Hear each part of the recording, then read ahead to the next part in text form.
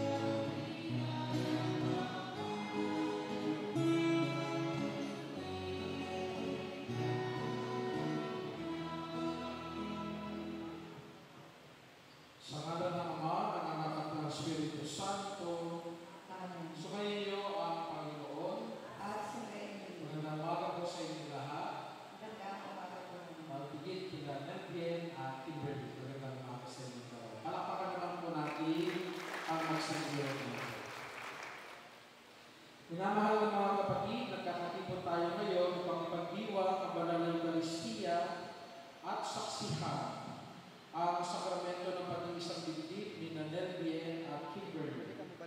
Bilang isang sambayan ng Kristiyano, pinaalaala natin sa kanilang dalawa ang tawag sa kabanal at katapatan bilang mga mag-asawa. Magalak tayo, kasama nila, tiningin natin sa Diyos ang kanyang pagpapala sa kanila at sa kanilang magiging mga anak. Mga kapatid, aminin natin ang ating mga kasalanan upang maging karapat tayong gumanap sa mga banal na pagdiriwang. Inaamin ko sa makapangyarihang Diyos at sa inyo mga kapatid na lumaha ako magkasala Sa isip, sa salita at sa gawa, at sa aking pagkukulang. Kaya isinasama ko sa mahal na Virgin Maria, sa lahat ng mga anghelan ng banal, at sa inyo mga kapatid na ako'y ipanalangin sa Panginoong ating Diyos. Kawaan tayo ng makapangyarihang Diyos, patawarin tayo sa ating mga kasalanan, dalhin tayo tungo sa buhay na walang hanggan. Amen.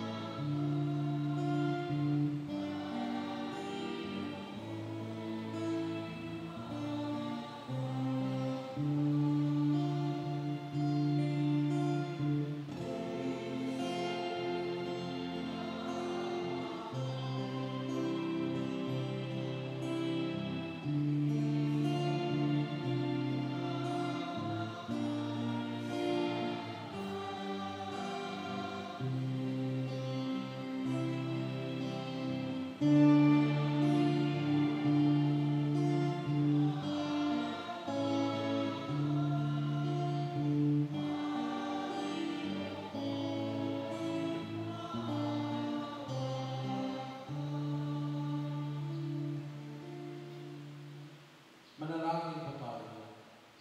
Maraming makapangyarihan yung tinatalaga mag-isang dibdib ay maging sagisag na pag-ibig ni Kristo sa kanyang banal na sambayanan. Sa mga pinagdurugtong na buhay ni Nelvie at Kimberly, na ngayon umaako sa banal na tipan ng kasal, naway mangibabaw ang pinahahayag nilang pagmamahalan sa pamamagitan ni Jesucristo, kasama ng Espiritu Santo, magpasawalang hanggan. Amen. Magsiupo ang lahat at pakinig sa pagpapahayag ng salita ng Diyos.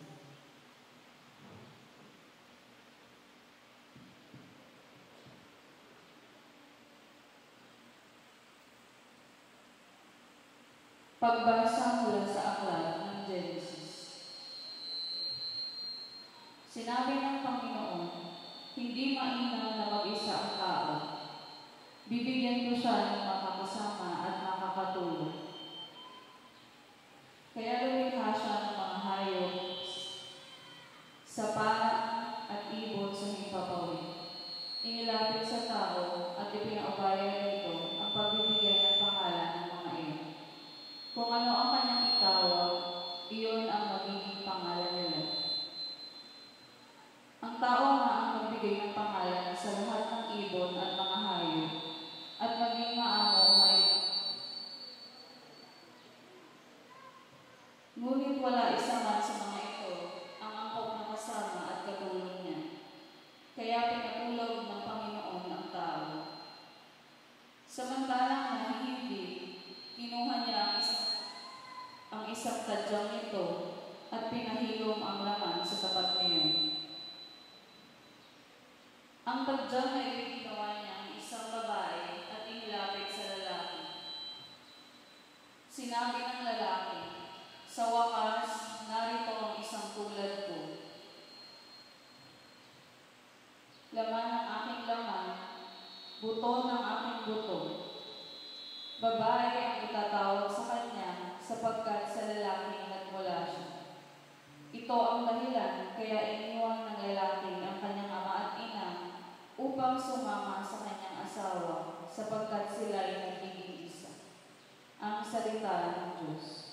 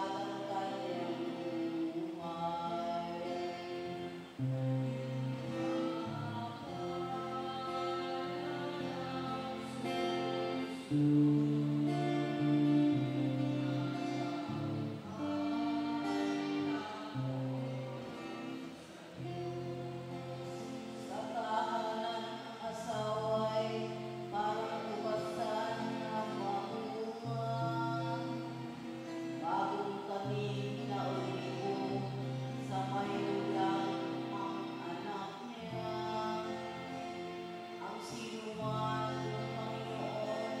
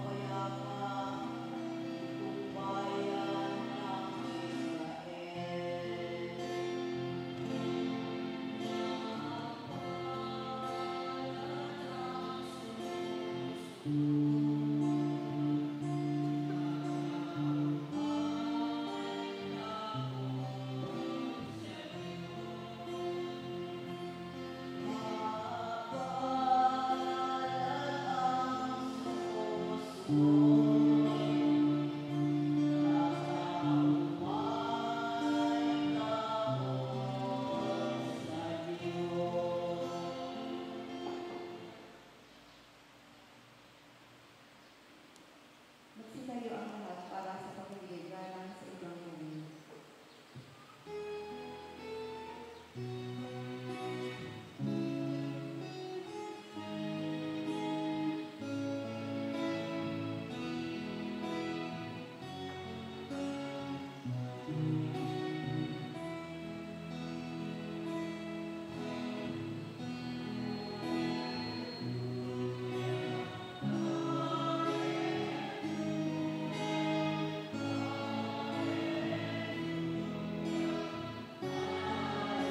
At sumainyo Ang mabuting balita ng Panginoon ayon kay Mateo. papuri sa iyo, Panginoon. Noong panahong iyon, may mga Pariseyong lumapit kay Jesus at tinangkang siluin siya sa pamamagitan ng tanong na ito. Naaayon ba sa kautusan na hiwalayan ng lalaki ang kanyang asawa sa kahit anong kadahilanan? Sumagot si Jesus, hindi ba ninyo nababasa sa kasulatan na sa pasimulay nilalang sila ng may kapal, lalaki at babae? At sinabi, dahil dito, iiwan ng lalaki ang kanyang ama't ina, magsasama sila ng kanyang asawa at sila'y magiging isa. Kaya hindi na sila dalawa, kundi isa. Ang pinagsasama ng Diyos ay huwag paghiwalayin ng tao. Ang mabuting balita ng Panginoon. Pinupuri ka namin, Panginoong Jesucristo. Hangarin ang banal na sakramento nito. Kung bakit kailangan magpakasal at ano ba ang tumuhin sa pagpapakasal. Unang-una, binabanggit ng simbahan ang kahalagahan ng pagkakaisa. Pagkakaisa ng lalaki at babae na pinagsasama sa harapan ng Diyos at ng sambayanan upang pagkatapos ng pagdiriwang na ito, sila ay hindi na dalawa, kundi isa. Kagaya ng binabanggit sa ating Ebanghelyo, ang pinagsasama ng Diyos ay hindi dapat paghiwalayin ng tao. Ang pagmamahalan ay pinahahayag na Nelbien at Kimberly na ngayon ay ating sinasaksihan at binabasbasan ng simbahan ay naglalayo na sila ay maging isa. Pero ang totoo niyan, Nelbien at Kimberly, pagkatapos ng kasal na ito, kayong dalawa ay magkaiba pa rin. Nelbien, iba pa din si Kimberly. Kimberly, iba pa din si Nelbien. Marami pa din kayo matutuklasan mga ugali ng isa't isa. Marami pa din kayo matutuklasan ng mga gawin ng bawat isa. Pero ang palaging pakakaisipin at ang manaignawa palagi, higit sa lahat, ay ang inyong pagmamahalan sa isa't isa. Madidiscover ninyo mga magaganda at hindi magagandang ugali ng bawat isa. Madidiscover ninyo ang iba't iba pang mga bagay tungkol sa isa't isa. Ngunit palagi sana at higit na lalo magpaging isa sa inyo ay yung inyong kahandaan na magmahal. Mahalin, nawain, patawarin, patuloy na tanggapin ang bawat isa. Yun ang ibig sabihin ng pagiging isa. Pinapaging isa kayo ng Diyos sa kabila ng inyong pagkakaiba.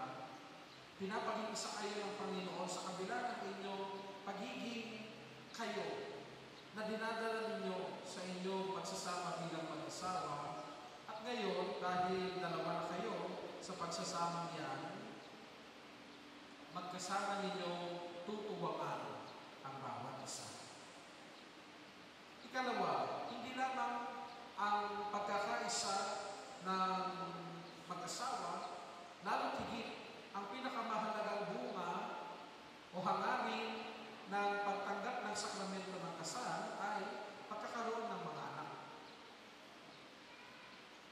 Ngayon, merong mga mag-asawa, sasabihin nila, okay na lang mag-asawa.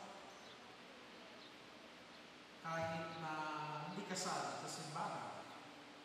O kaya naman may mga iba sasabihin nila, okay na lang mag-asawa, magpakasal sa sibil. Okay naman yun. Valid yun sa mata ng lipunan.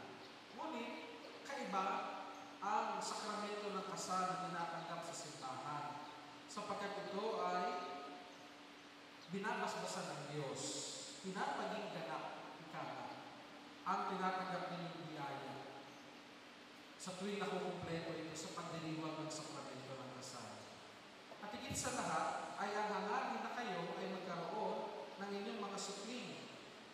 Yung mga ibang mag-asawa ngayon ayaw na mag-anak, mag-aalaga na lang ng aso at pusa.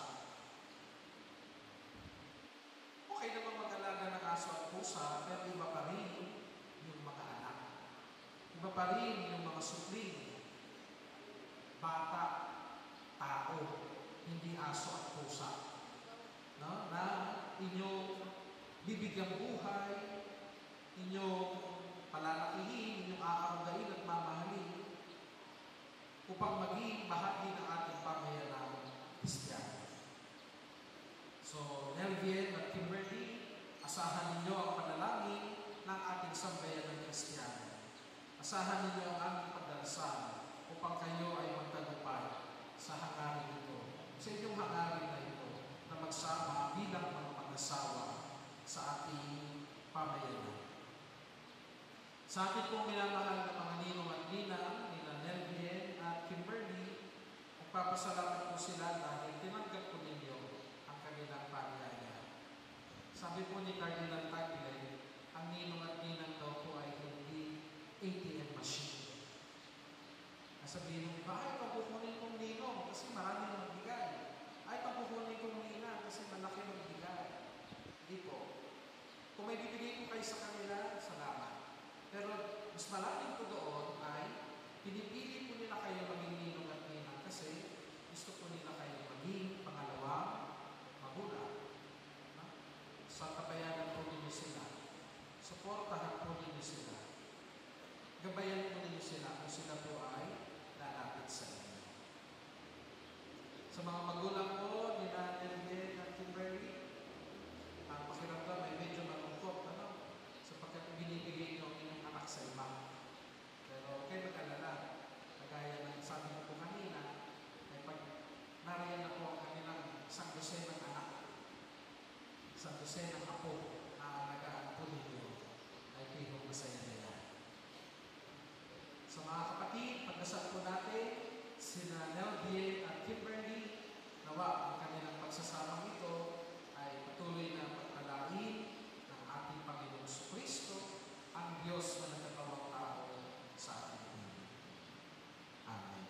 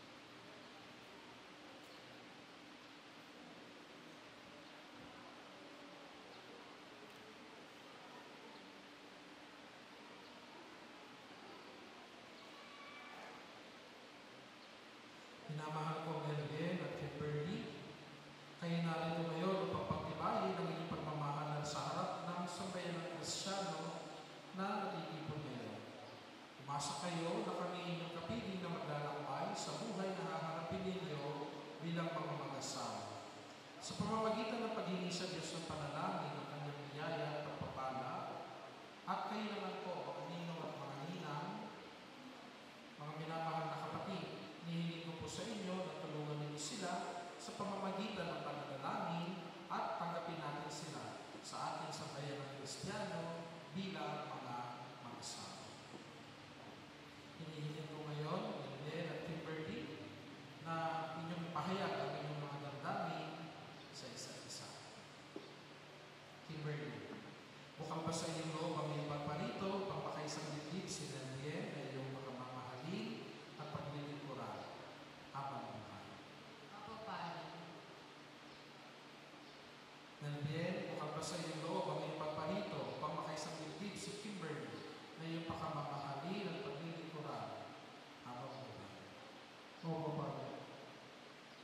Nelbian at Kimberly, kayo ba'y handang arugain at palakihin ang mga anak na ibibigay sa inyo ng Diyos bilang mabubuti, mamamayang Kristiyano? Opo. Ako, Padre. Ngayon naman, Nelbian at Kimberly, ngayong nagnanais kayong mag-isang dibdib sa harap ng Diyos at ang kanyang sambayanan, kayo ay magharapan.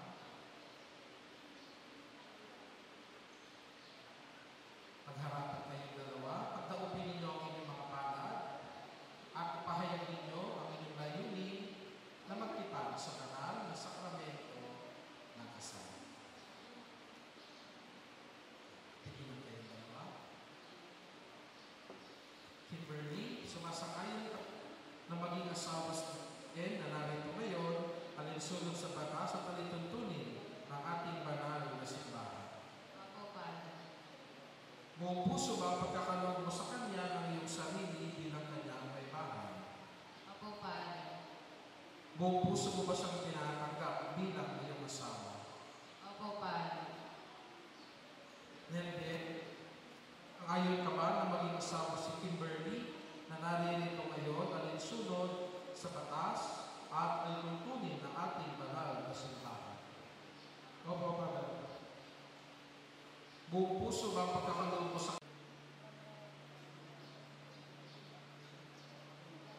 Panginoon, ako, ang inyong lubid, kaisa, ang kalooban, at ganda, mula mo, ginawa, at kayapan, sa kaligtaman, at kaligtaman, sa lahat ng araw ng aming buhay. at bilang tagapagpatunay ng ating simbahan, bilang titibay na binabasbasan at pagkakaling puso na inyong pinagtitipan. Sa ngalan ng Ama, ng Anak, Spirit, Santo. Amen.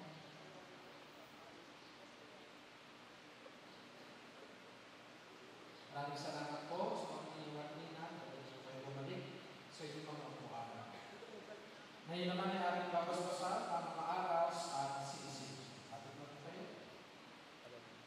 Manalangin tayo, basbasan mo po Panginoon ang iyong mga lingkod na sila Nelbien at Kimberly na magsusuot ng mga sinisig na ito. Naway maging tawagis mo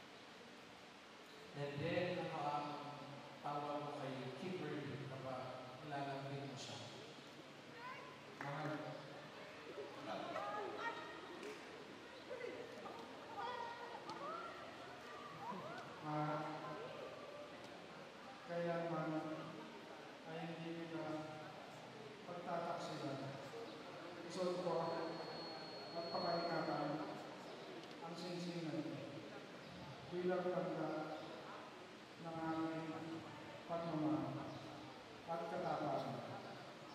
Sa ngalan ng Ama, ng Anak, at ng Espiritu Santo. Amen.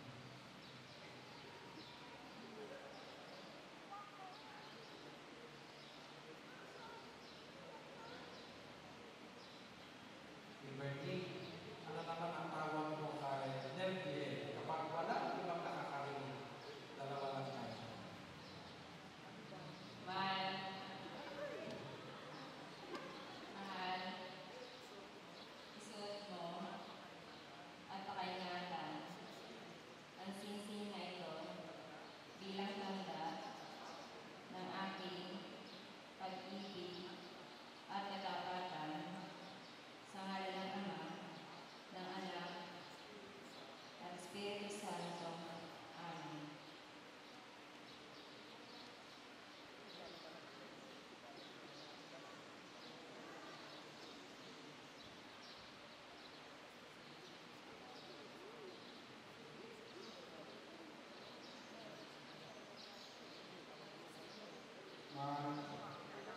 Kailanman ay hindi kita kababayaan.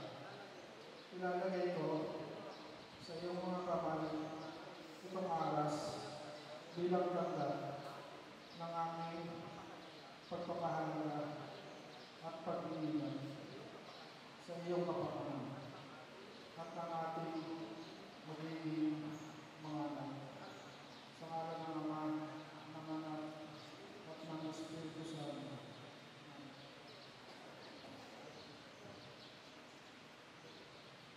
Mahal, tinatanggap ko ito at nangangako ako na magiging iyong katuwang sa wastong paggamit at pangasiwa ng ating kabuhayan.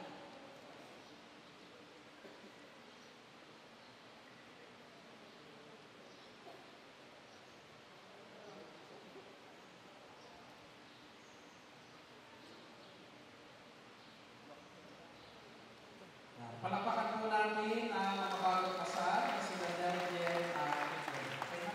Okay na? Sige. So ngayon, tayo po dumating na sa exciting part. Pinakahihintay ng lahat.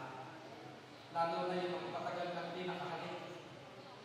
Yan. So, Daniel, hindi mong taas ang bendo ni Kimberly, hindi may bahay.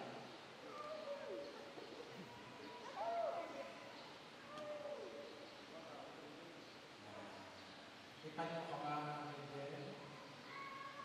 Kung nasa mga kapatid, ipawis na. Ikanyo ka ba? Ikanyo ka ba?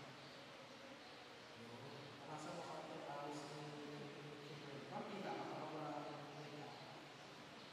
Ano Kimberly? Kung nasa mga kapatid, ipawis ni pagkita, makakawala ng lipstick. Yan. Okay. Sige. Then, sa unang pagkakataon, pagkaloob mo sa iyo may bahay, ang unang pinakamasuyo halik. Maaari mo maghalikan ng Jesus.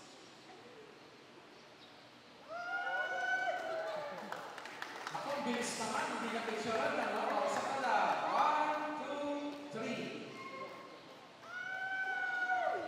Palakpakan po natin sila Nelvin at Kimberly.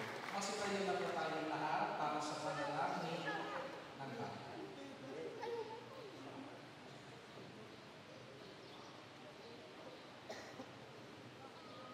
Simbahan upang matulad na tapat na esposo ni Kristo ay manatili itong tagapagpahayag ng mabuting balita para sa kaligtasan at pag-ibig ni Kristo para sa atin. Manalangin tayo sa Panginoon. Panginoon, bigyan mo ang aming panalangin. Ipanalangin natin ang mga naglilingkod sa pamahalaan, naway maging sila ng Diyos upang mapangalagaan ang mga pamilya at ang buhay sa lahat ng paraan. Manalangin tayo sa Panginoon. Panginoon, bigyan mo ang aming panalangin. Ipanalangin natin ang lahat ng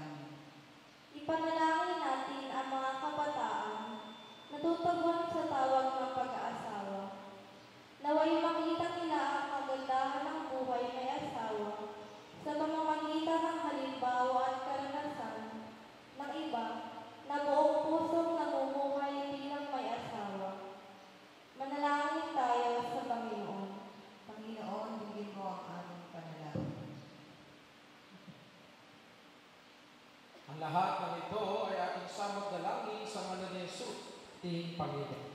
Amen. Magsiupo na ang lahat at simulan ng liturhiya ng Eucharistia.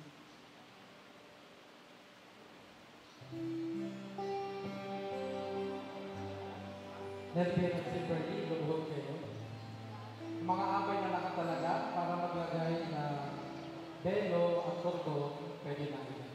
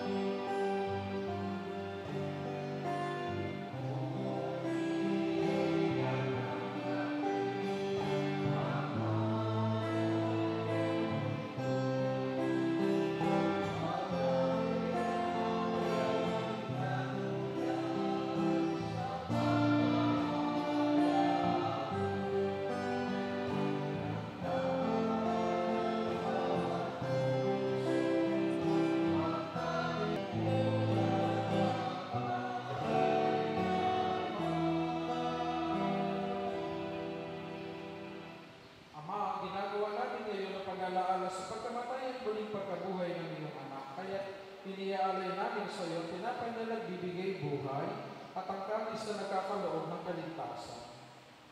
Nagpapasalamat kami dahil kami yung minarapat na tumayo sa anak mo para maglingkod sa iyo. Sinasama namin na kami magsasalo-salo sa katawan dugo ni Kristo ay mabuklod sa pagkakaisa sa pamamagitan ng Espiritu Santo. Ama, bugabin mo yung simbahang naganap sa buong daigdig. Puspusin mo kami sa pag-ibig kaisa ni Francisco na aming Papa, ni Pablito na aming Obispo at ang Tanang Kaparian.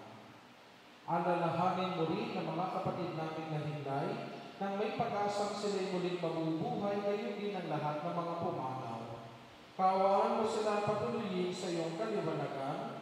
Kaawaan mo pagindapatin kami lahat na makasalo sa iyong buhay na walang wakas. Kaysa na mahal na Birhen Maria na ina ng Diyos, kaysa ni San Jose at kanyang kabiyak ng puso, kaysa ng mga apostol at lahat ng mga banal na namuhay dito sa daigdig ng kalugod-lugod sa iyo. May pagdiwang nawa namin ang pagpupuri sa ikararangal mo sa pamamagitan ng iyong anak na aming Panginoong Jesucristo. Sa pamamagitan ni Kristo, kasama niya sa Kanya, ang lahat ng parangal at papuri ay sa iyo, Diyos Ama,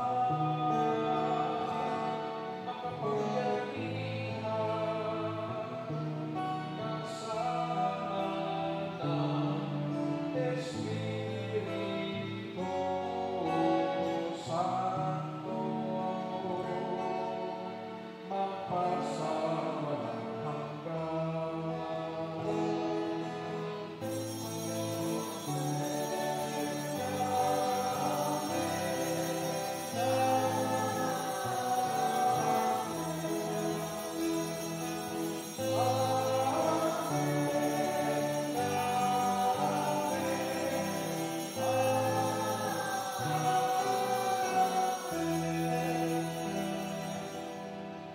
Sa pagbibili ng mga nakagagaling na utos sa turo ni Jesus na Panginoon natin at Diyos, pahayan po natin ng lakas loob.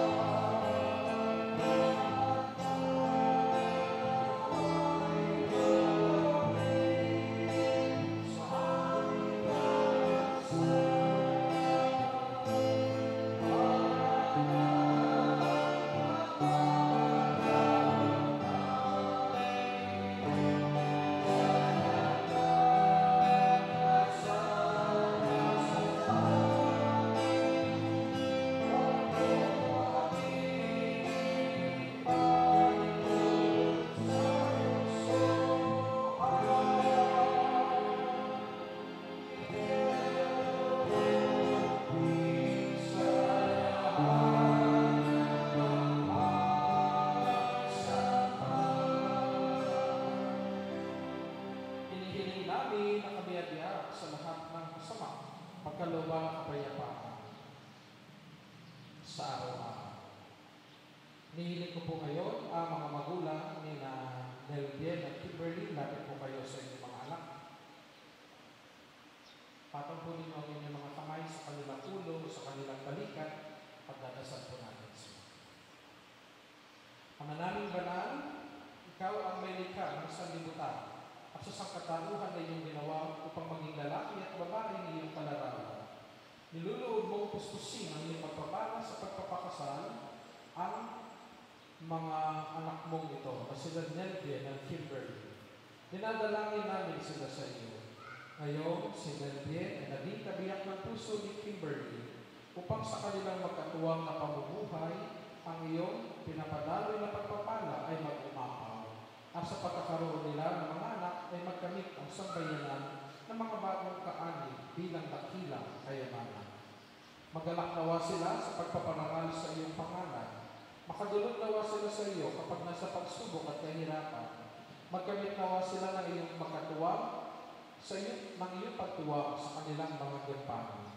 Makadama nawa sila ng iyong pagtulong sa kanilang pangangailangan. Makasamba nawa sila sa iyo kaysa ng sambayanang nagdiriwang. Makapaging dapat nawa sila bilang mga saksing maasahan. Makasapit nawa sila sa pagtanda ng may kasiyahan sa piling ng lahat nilang mga mahal sa buhay. Hanggang sa marating nila ang iyong kaharian sa kalangitan sa pamamagitan ni Jesucristo kasama ng Espiritu Santo magpang sa walang hanggan. Amen. Maraming salamat po sa kanilang mga magulang, pwede na pong bumalik sa inyong pwesto. Panginoon Jesucristo, sinabi mo sa iyong mga apostol, kapayapaan ang iniiwan mo sa inyo, ang aking kapayapaan ang ibinibigay ko sa inyo. Tunghayan mo po ang aming pananampalataya at huwag ang aming mga pagkakasala. Pagkalooban mo kami ng kapayapaan at pagkakaisa ayon sa iyong kalooban kasama ng Espiritu Santo magpang sa walang hanggan. Amen. Ang kapayapaan ng Panginoon nawa ay laging sumaiyo. At sumaiyo rin. Bigayan po tayo ng kapayapaan sa isa't isa. Kapayapaan po sa bawat isa sa atin.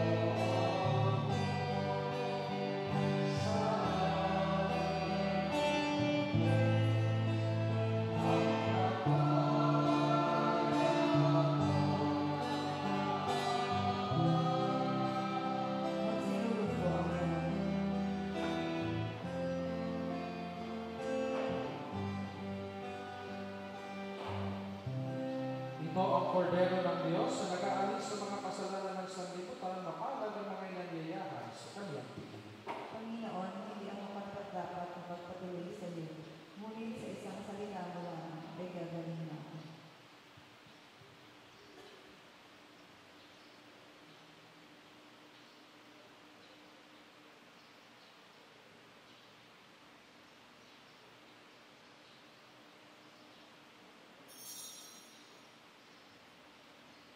Nagsiupo po ang lahat at ihanda ang sarili sa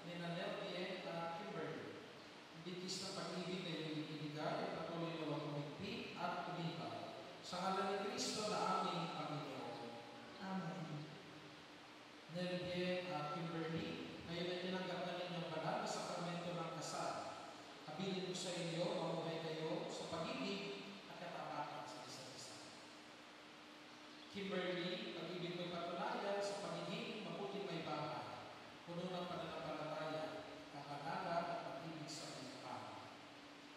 Nelvien, may bahay mo ay umibigin, kagaya ng pag-ibig at malasakit ni Kristo sa kanyang simbahan, bilang pagsunod sa kalooban ng Diyos Ama sa kalangitang.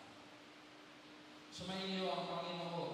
At sumainyo. At magpalain kayo ng makapangyarihang Diyos, Ama, Anak at Espiritu Santo.